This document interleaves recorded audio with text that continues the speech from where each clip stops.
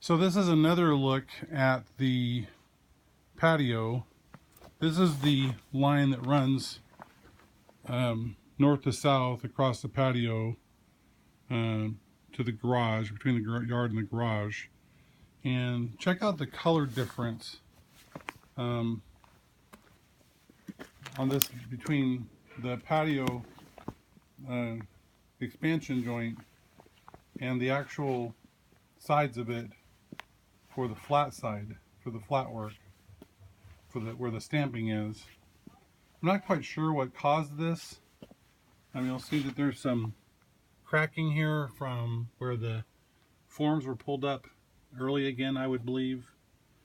Right here. It's when you're standing on top of it, this is all very obvious. I mean, it's not one of those things where you're going to go, oh, how beautiful is this patio? Because you're going to notice all of this stuff when you walk out on this patio and you look at it and go, oh, well, did you do the patio yourself? Because to me, I could have done probably a job about this good. And my last patio that I stamped myself was probably almost as good as this. I would say better in the sense that we didn't have these issues where we had the problems with the stamps pulling up the mud because getting onto it too late, I think. More of these types of spots. But I think that probably our last patio that we stamped ourselves, the texture was, overall it wasn't, the texture itself, it wasn't as defined as this, but we also didn't have these problems with the dry concrete work on the top. It was because we didn't, it was, the texture was the way it ended up on our last patio was because we didn't stamp it hard enough. I know that. Again, here's another spot where there's, not enough sealer. I don't know if you can see it by the angle. There's a thin spot there. More spots here. Obviously at this point, they really jump out since the sealer is already down. I can throw sealer on top of it. I mean, I can power wash the patio and throw some sealer on it, and I'll probably have to do that every year anyways. But for what's being charged for this patio, I would have expected to come out here and seen, a very beautiful patio for a very premium price, if you ask me. So,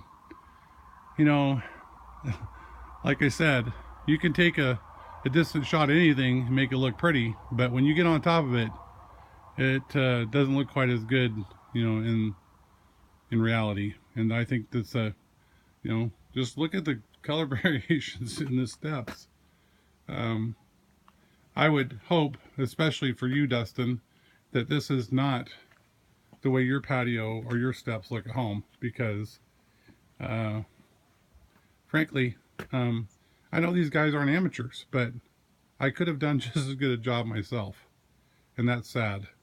I could not have done these steps, the actual steps, this way. They did a beautiful job on these steps. And I think that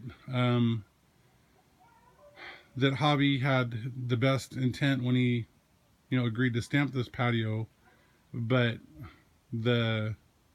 I think the timing was bad. I mean, looking back on it, I think that they should have poured the patio before they poured the garage floor. But that's not how it was done, and I think the patio was poured too late in the day, and it dried too fast, and it caused these problems.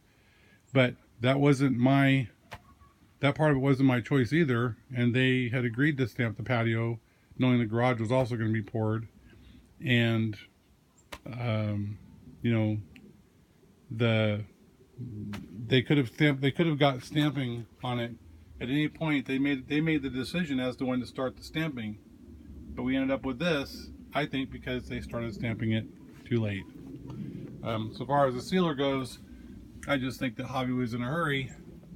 He made the trip here from Tri-Cities, but here's a spot that has almost no sealer on it at all. So I would argue that this, and you can see where there's concrete along the wall of our brand new house, you know, this mud, that's fun to take off a wall. I've done that before. It doesn't just come off there. You know, it's going to take some washing, and in some cases it takes, you know, not just a power washer, but maybe even some muriatic acid or something. Again, I don't really feel this is worth $12 a square foot, but that's what I have to say about it.